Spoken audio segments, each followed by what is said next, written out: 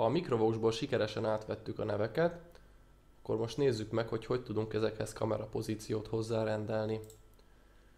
Az első dolgunk az lesz, hogy belépjünk programozói módba, a névsor szerkesztéseket, illetve a kamerapozíció hozzáadásokat is ugyanis csak így tudjuk elvégezni. Az üzemmódokba kell bekapcsolni, a programozói módra kattintva, vagy Ctrl-P gyors billentyűvel lehet még bekapcsolni ezt. Látható, hogy megjelent itt egy plusz gombunk, a kamera pozíció rögzítése. Ezt fogjuk majd akkor használni, hogyha egy bizonyos névvel meg vagyunk.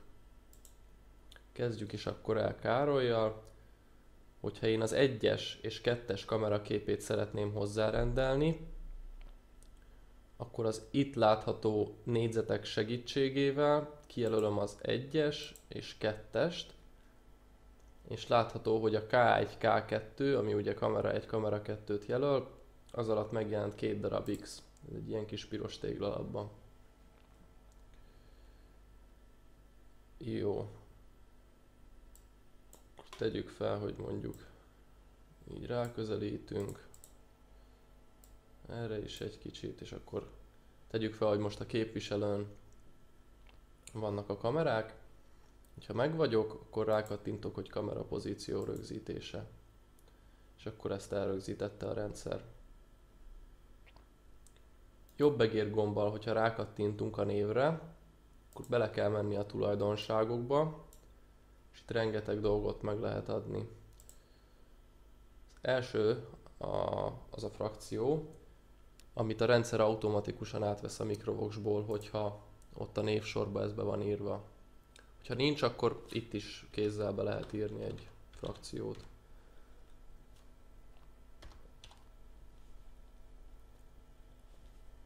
Következő az aktív képünk, illetve a másodlagos aktív képünk.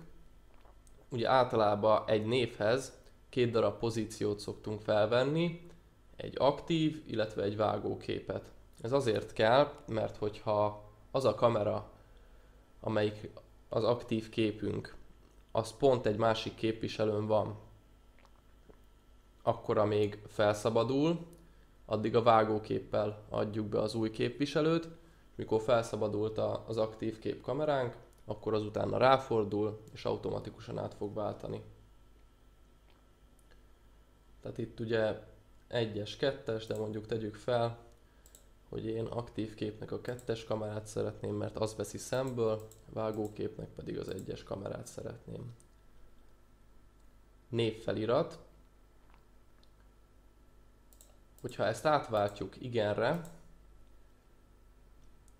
akkor a program automatikusan ki fogja írni a nevét, illetve a frakciót, hogyha rááll a kamera. Az alatta lévő név az elsődleges képem, hogyha azt is igenre tesszük, akkor pedig, amit az előbb elmondtam, ugyanúgy megtörténik, de viszont a felirat csak az elsődleges kameraképre fog kikerülni.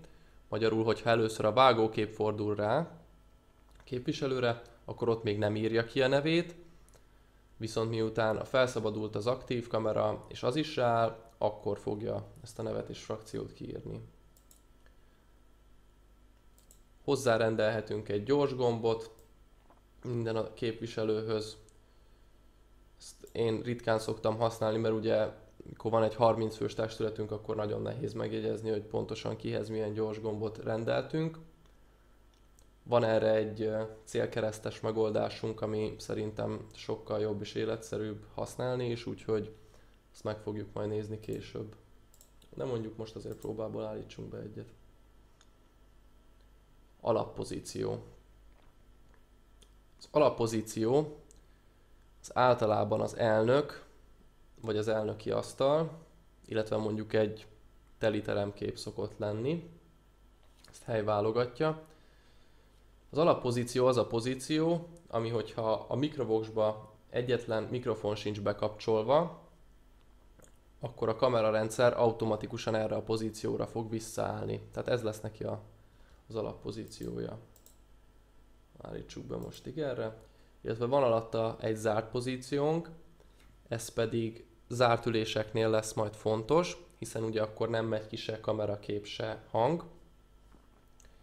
És erre egy külön pozíciót fel szoktunk venni manuálisan, és a kamerákat beforgatjuk a fal felé, vagy le a föld felé, nagyon ritka esetben föl a plafon felé, de azt nem nagyon tanácsolom, mivel ugye, ha az objektív fölfele van, akkor sokkal könnyebben koszolódik, porosodik, úgyhogy inkább ez a fal fele, vagy padló fele, ez szerintem a jó döntés.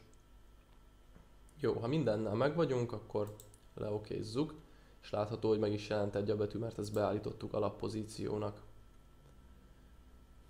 Na de mi van akkor, hogyha egy új pozíciót szeretnénk fölvenni, például a pulpitust, vagy az előbb is említettem, teremről egy teli képet, vagy a nézőközönségről, tehát rengeteg pozíciót felvehetünk az új névvel. Jobb egérgomba, hogyha bárhova ide a felületre kattintotok, akkor jön elő ez a lista, és már meg is jelent az új nevünk. Szintén, hogyha rákattintok jobb egérgomba és belemegyek a tulajdonságaiba, ott tudom szerkeszteni. Átírom a nevét arra, hogy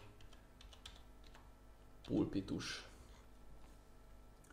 Ugye ide frakció nem kell, akkor ide meg mondjuk majd megadom a 3-as, illetve a 4-es kamerát.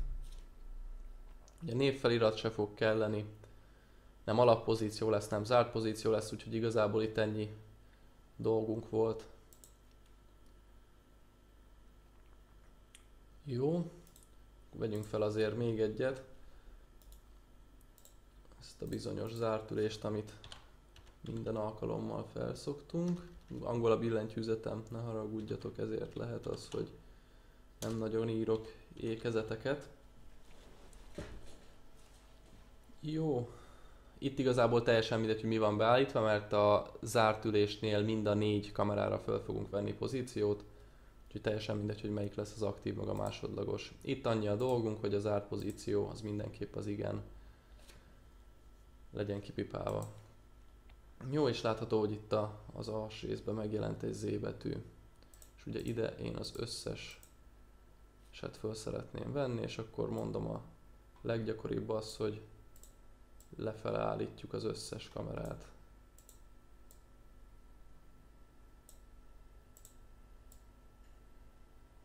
Jó. És hogyha minden megvan, akkor ugye rákattintunk a kamera pozíció rögzítésére. És akkor látható, hogy tölt a rendszer, és megjegyezte, sikerült. Ilyenkor a Ctrl+P-vel ne felejtsünk majd el kilépni az új pozíció felvétele után, ha már befejeztük. Mert különben nem fognak rendesen beállni a kamerák, hogyha programozói módban maradunk.